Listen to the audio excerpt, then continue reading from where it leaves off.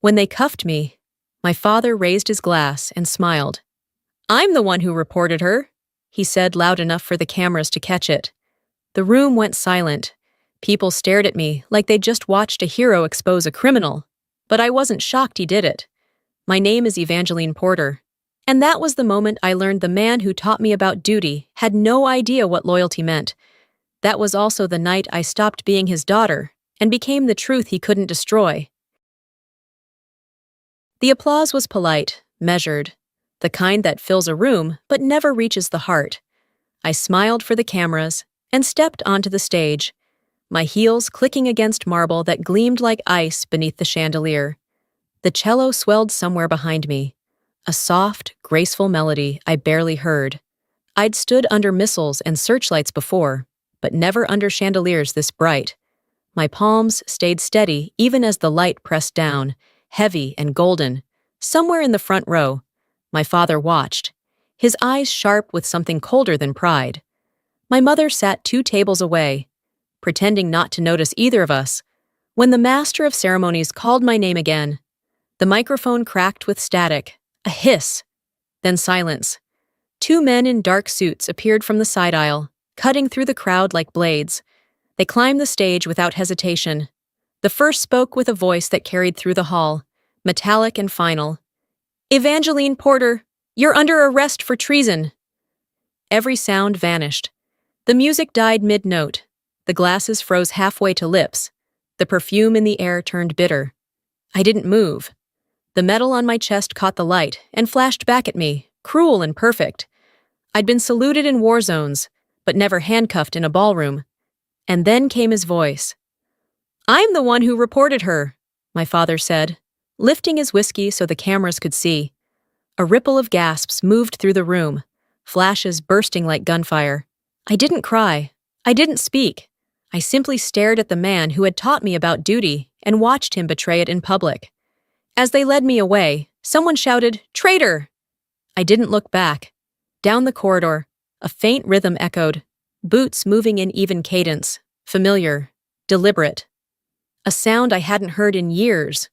For a moment, I thought I knew who they belonged to. Humiliation isn't defeat. It's the heat that forges you, or melts you.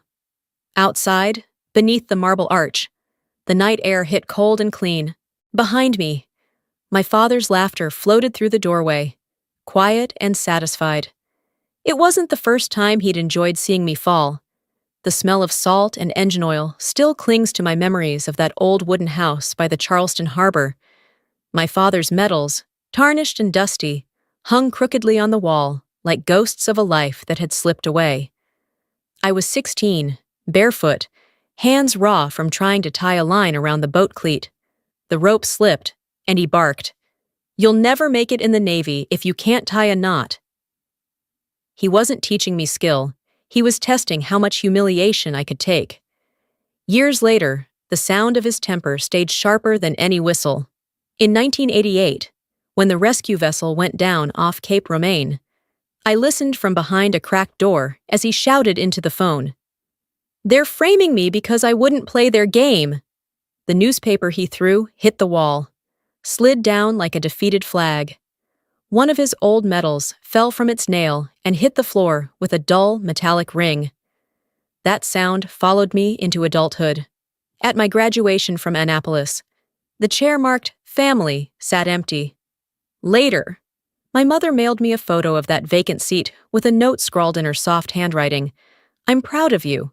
I should have been proud of him, too. But when I found his old personnel file, I learned the truth. He hadn't been framed at all.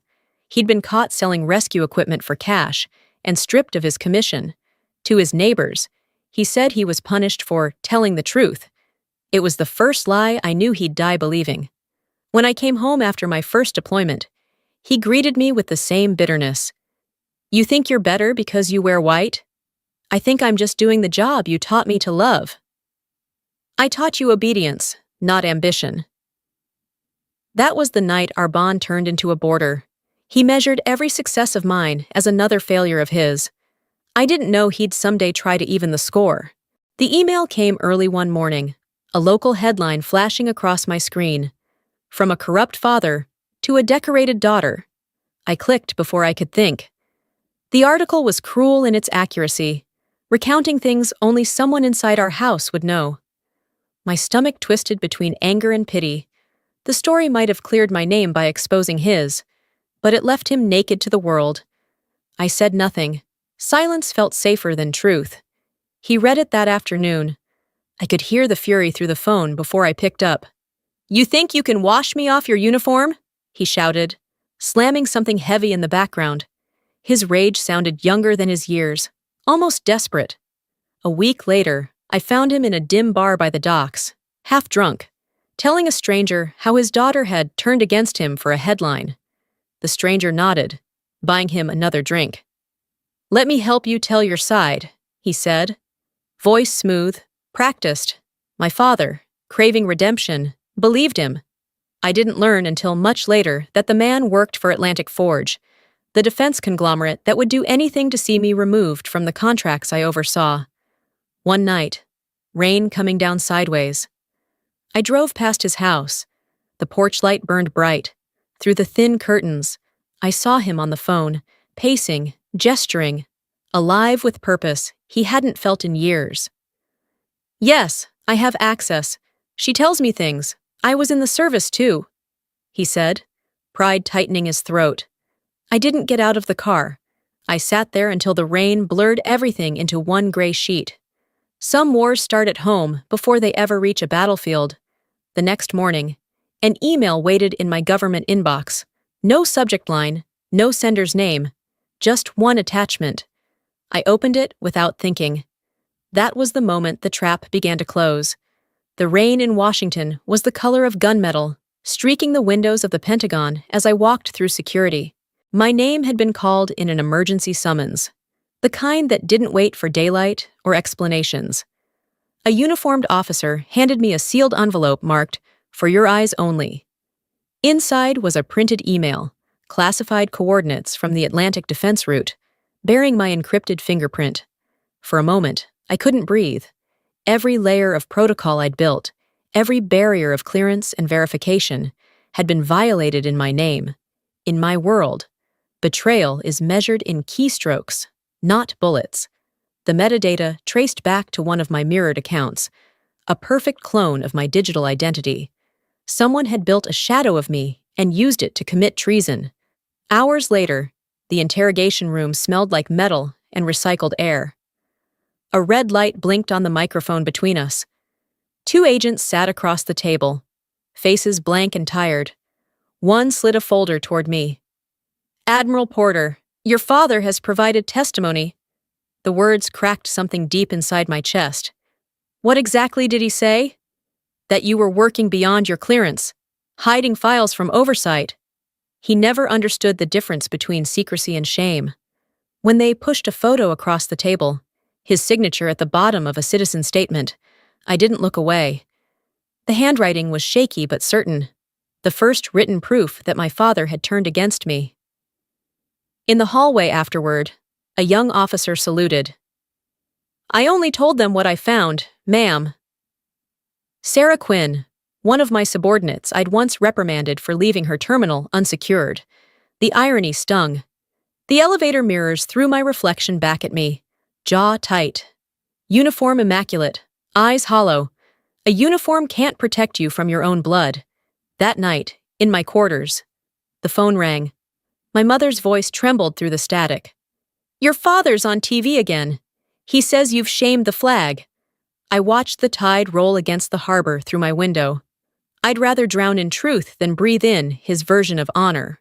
When I hung up, another message appeared on my secure line. No subject, no sender, just 6 words. "They're watching the wrong terminal. Ethan Graves." And just like that, the silence around me cracked open. He'd found the spotlight he'd been chasing all his life. On live television, under studio lights too bright for honesty. My father sat beside a man introduced as an independent investigative journalist. The journalist's tie bore the discreet silver pin of Atlantic Forge. "No one stands above the flag," my father declared. "Not even my daughter." He didn't need to look into the camera. He already knew the country was watching. Truth was never his audience. Applause was. By dawn, the story had spread. A blog post claimed I was facing criminal charges, though no indictment existed. Commentators called me everything but innocent. My apartment became a cage of camera flashes. I cut the lights, sat in darkness, and listened to the evening anchor's voice. Sources say Admiral Porter may have compromised multiple defense contracts. A knock at the door followed. A police officer checking for my safety. I recognized him. He'd once served with my father. I'd faced insurgents who wanted my head. Now it was neighbors who wanted my shame. My phone buzzed again, an unlisted number. Ethan's voice came through, low and steady. "Ma'am, I think they're staging something bigger. Don't answer any summons. I'll reach you soon." "You think I'm being set up?" "I think someone wants your silence permanent." Minutes later, my phone lit up with an encrypted image. An internal report showing Atlantic Forge had hired a crisis PR firm to protect the whistleblower. The whistleblower was my father.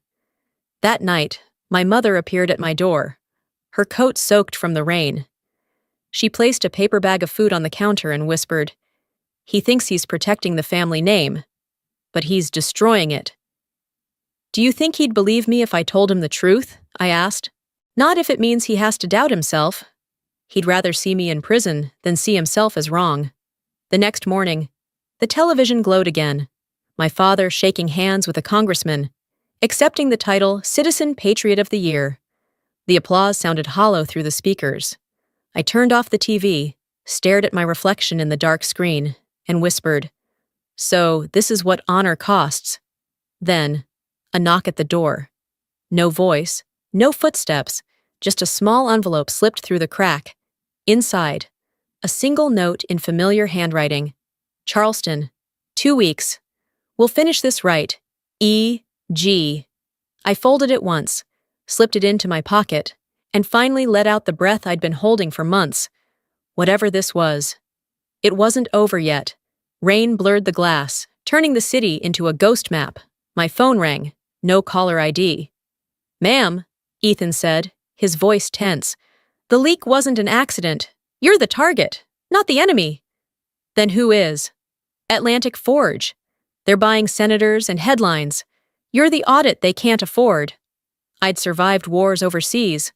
Now I was fighting one built from emails and egos. "In Charleston," the banker whispered. "Your father withdrew $30,000 in cash, said it was for legal fees."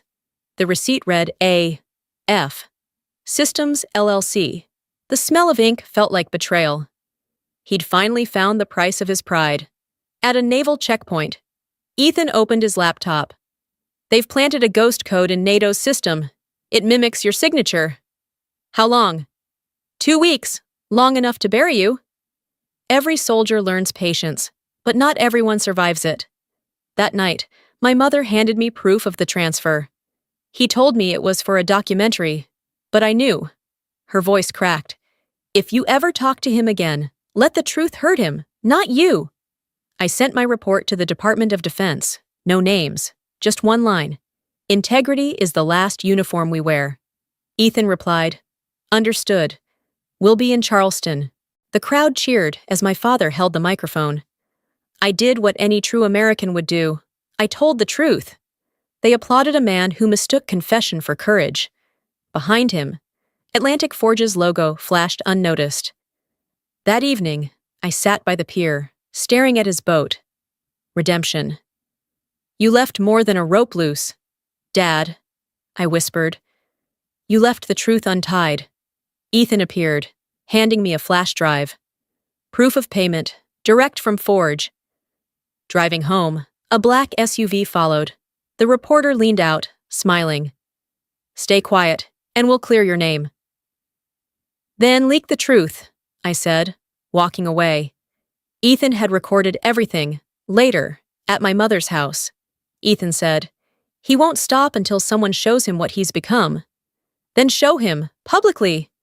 We chose the Veterans Tribute Gala, the same stage where I'd been humiliated. Sometimes, to cleanse a wound, you have to reopen it in front of everyone. That night, I called my father. "Tomorrow's your stage again. Dad, Let's see who tells the better truth. Outside, a helicopter swept over the harbor. The storm had arrived. The chandeliers blazed like a second sun above the Charleston Veterans Tribute Gala, their light too perfect, too familiar. I had been invited, requested, really, to clear the record before the public. The same marble floors, the same stage, even the same cameras waited like executioners dressed in gold. Some stages repeat themselves until someone walks in with the truth. My father sat in the front row, soaking up the flash of photographers as if it were oxygen. He gripped the microphone, his voice firm and rehearsed. "My daughter may wear a uniform," he said, "but I wear the truth." The audience laughed and applauded. I stood motionless, the spotlight burning my face, the sound of their clapping dull against the roar inside my chest. Then the déjà vu began. 2 federal agents cutting through the crowd, badges out, their voices slicing the noise. Flashbulbs burst like shrapnel. Again. Humiliation tastes the same the second time, unless you've already swallowed it. The lead agent raised his hand to deliver the warrant. When it happened, thud, thud, thud, a sound too synchronized to be random. The hall fell silent as the double doors opened. A line of SEALs marched in, dress uniforms black and gleaming, white gloves clasped tight. They moved as one body, deliberate, unshakable. At the front, Ethan Graves. His voice rang through the marble like an order from another world. "Admiral Porter, we're here!" Every head turned. The spotlight shifted, sliding off my father and locking on me. The air itself seemed to hold its breath. For the first time in a year, I wasn't the accused, I was the truth made visible. Ethan held up a folder sealed in red wax.